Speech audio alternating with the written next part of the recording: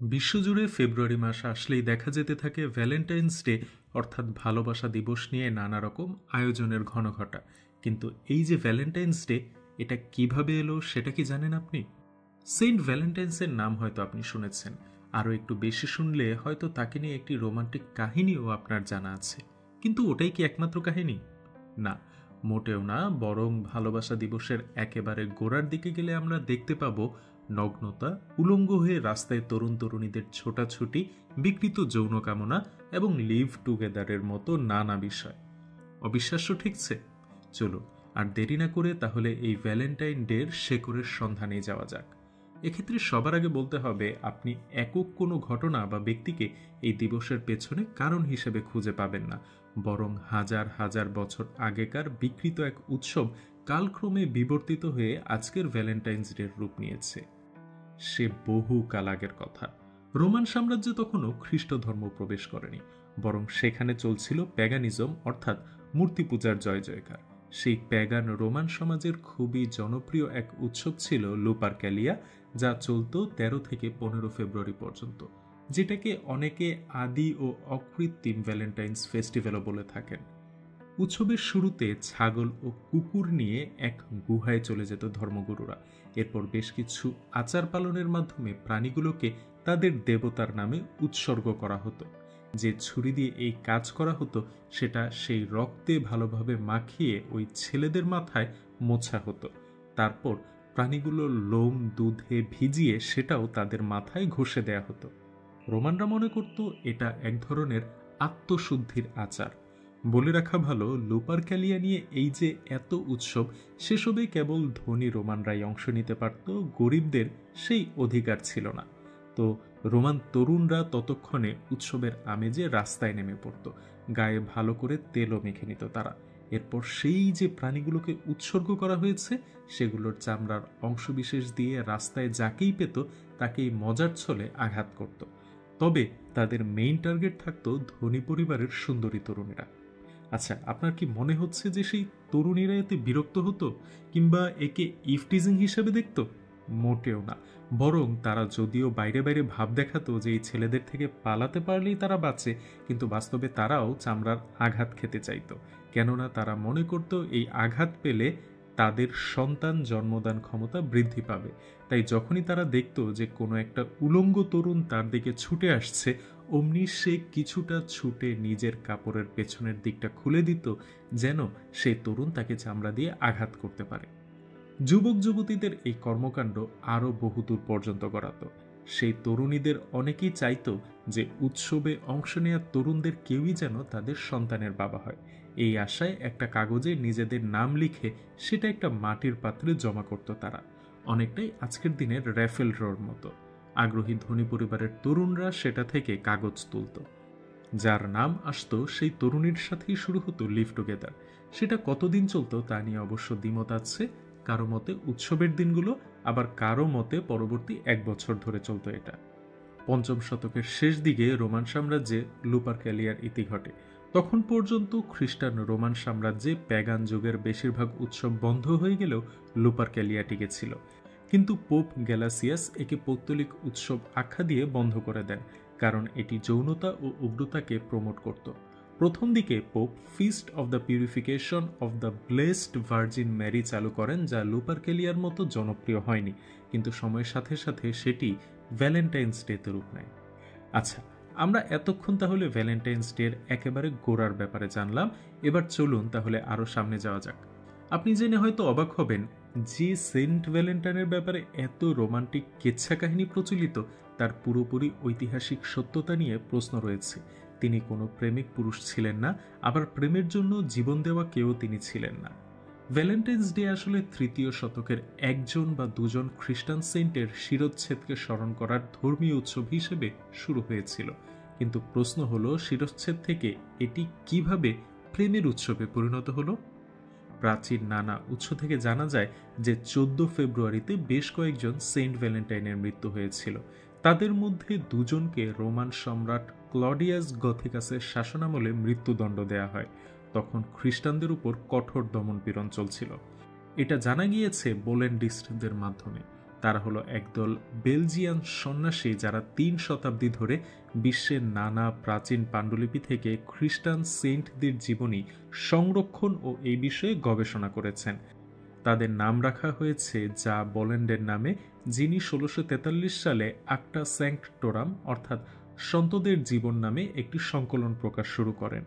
যুগের পর যুগ এই কাজ চলতে থাকে এবং শেষ খণ্ডটি প্রকাশিত হয় 1940 সালে। 14 ফেব্রুয়ারির এই দিবসের পেছনে কয়েকজন ভ্যালেন্টিনাসের কাহিনী পাওয়া যায়, যাদের মধ্যে 2জন কিংবা 3জন তৃতীয় শতকে মারা গিয়েছেন। প্রথম যে ভ্যালেন্টিনাস, তিনি আফ্রিকায় 24 জন সৈন্যের সাথে নিহত হন, তবে বোলেন্ডিস্টরাও তার সম্পর্কে আর কোনো তথ্য খুঁজে পায়নি।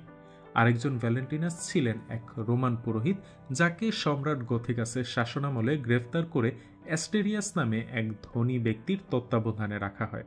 কিংবদন্তি অনুসারে অ্যাস্টেরিয়াস ভুল করে ভ্যালেন্টিনাসকে খ্রিস্ট ধর্ম প্রচারের সুযোগ দেন, ফলে আশেপাশের অনেকেই মূর্তি পূজা ছেড়ে খ্রিস্ট ধর্ম গ্রহণ শুরু করে।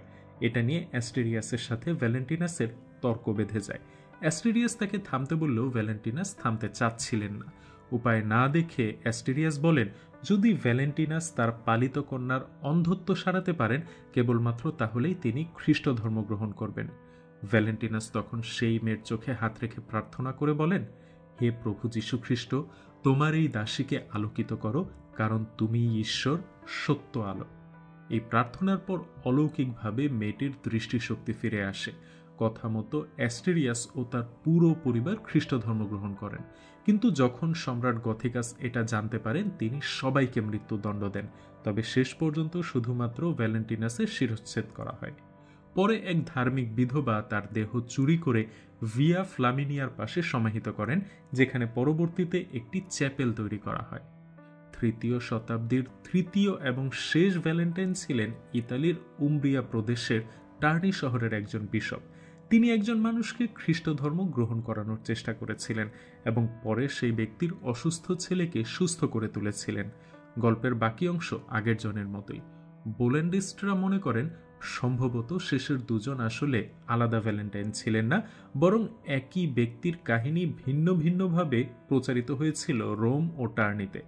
তবে সেই ভ্যালেন্টাইন আফ্রিকা, রোম বা উমব্রিয়া যে জায়গারই হোক না কেন, কেউই প্রেমিক পুরুষ কিংবা প্রেমের বার্তাবাহক ছিলেন না। মধ্যযুগের কিছু কাহিনীতে বলা হয় সেইন্ট ভ্যালেন্টাইন গোপনে খ্রিস্টানদের বিয়ে পড়াতেন বা কারাগারে থাকা প্রেমিক প্রেমিকাদের মধ্যে বার্তা আদান প্রদান করতেন। এমনকি কিছু কাহিনীতে বলা হয়েছে তিনি সেই অন্ধ মেয়েটির প্রেমে পড়েছিলেন, যাকে তিনি সুস্থ করেছিলেন। কিন্তু বোলেন্ডিস্টদের মতে এসব গল্পের কোনো ঐতিহাসিক ভিত্তি নেই, কারণ 3য় শতাব্দীর প্রাচীন লেখাগুলোতে এমন কিছু উল্লেখ নেই। যাই হোক, মধ্যযুগের খ্রিস্টানদের কাছে ইতিহাসের সত্যতা খুব বেশি গুরুত্বপূর্ণ ছিল না। তাদের কাছে বেশি মূল্যবান ছিল নানা অলৌকিক ঘটনা। রোমের সান্তা মারিয়া ইন কসমেডিন গির্জা এখনও সম্পূর্ণ একটি খুলি প্রদর্শন করে।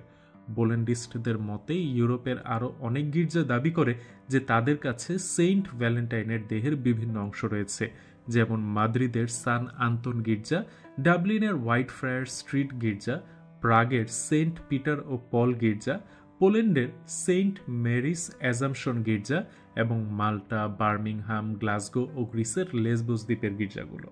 11 শতকের ব্রিটানিতে এক বিশপ দাবি করেছিলেন যে সেইন্ট ভ্যালেন্টাইনের খুলি দিয়ে আগুন নেভানো, মহামারী ঠেকানো, বিভিন্ন অসুখ সারানো, এমনকি দুষ্টু আত্মার আক্রমণ পর্যন্ত ঠেকানো সম্ভব। এতক্ষণ ধরে আমরা যা যা জানলাম সেখানে সেইন্ট ভ্যালেন্টাইনের কাহিনীতে আর যাই হোক ভালোবাসার কোনো উপস্থিতি ছিল না। তাহলে এই ভালোবাসা কোথা থেকে উড়ে এসে জুড়ে বসলো এই দিবসের সাথে? এই ভালোবাসার সাথে ভ্যালেন্টাইন্স ডের সম্পর্ক সেইন্টদের মৃত্যুর 1000 বছর পর গড়ে ওঠে। এর শুরু ইংরেজ কবি জিওফ্রি চসারের মাধ্যমে, যিনি দ্য ক্যান্টারবেরি টেলসের লেখক। তিনি ফেব্রুয়ারির সেইন্ট ভ্যালেন্টাইনের দিনটিকে পাখিদের মিলনের সময় হিসেবে ঘোষণা করেন। সেই সময় ইংল্যান্ডে ফেব্রুয়ারিতেই পাখিরা জোড়া বাঁধত ও ডিম দিত। এরপর ইউরোপের প্রকৃতিপ্রেমী ধনী ব্যক্তিরা এই ধারণা গ্রহণ করে এবং ভালোবাসার চিঠি পাঠানোর রীতি শুরু করে। উদাহরণস্বরূপ লন্ডনের টাওয়ারে বন্দী ফ্রান্সের ডিউক অফ অর্লিয়া 1415 সালের ফেব্রুয়ারিতে তার স্ত্রীকে পাঠানো চিঠিতে লিখেছিলেন যে তিনি প্রেমে পাগল হয়ে গেছেন এবং তাকে ভালোবাসার ভ্যালেন্টাইন বলে সম্বোধন করেন। ইংরেজরা দ্রুতই ফেব্রুয়ারিকে প্রেমের মাস হিসেবে গ্রহণ করে এমনকি শেক্সপিয়ারের নাটক হ্যামলেটে ওফেলিয়া নিজেকে হ্যামলেটের ভ্যালেন্টাইন বলে উল্লেখ করেন। এরপরের শতাব্দীগুলোতে ইংল্যান্ডে 14 ফেব্রুয়ারি ভালোবাসার মানুষকে কবিতা বা চিঠি লেখার সংস্কৃতি জনপ্রিয় হয়। পরে শিল্প বিপ্লবের ফলে কারখানাগুলোতে তৈরি রঙিন কার্ড ও প্রেমময় কবিতার ব্যাপক উৎপাদন শুরু হয়। পরবর্তীকালে ক্যাডবেরি, হার্শেস এবং অন্যান্য চকলেট প্রস্তুতকারীরা প্রেমের উপহার হিসেবে চকলেট বাজারজাত করতে শুরু করে, আর এভাবেই ভ্যালেন্টাইন্স ডে গোটা বিশ্বে কালক্রমে জনপ্রিয় হয়ে ওঠে। ডিয়ার ভিউয়ার্স, ভ্যালেন্টাইন্স ডের অজানা ইতিহাস নিয়ে আমাদের ভিডিওটি শেষ করছে এখানেই। ভালো থাকবেন সবাই। এই ভিডিওটি থেকে যদি নতুন কিছু জেনে থাকেন তাহলে শেয়ার করে তা অন্যদেরও জানার সুযোগ করে দিতে পারেন। সেই সাথে লাইক, শেয়ার, কমেন্ট এবং সাবস্ক্রাইবের মাধ্যমে ইতিহাসের গল্পকে ছড়িয়ে দিন সবখানে। ভালো থাকবেন সবাই। ধন্যবাদ।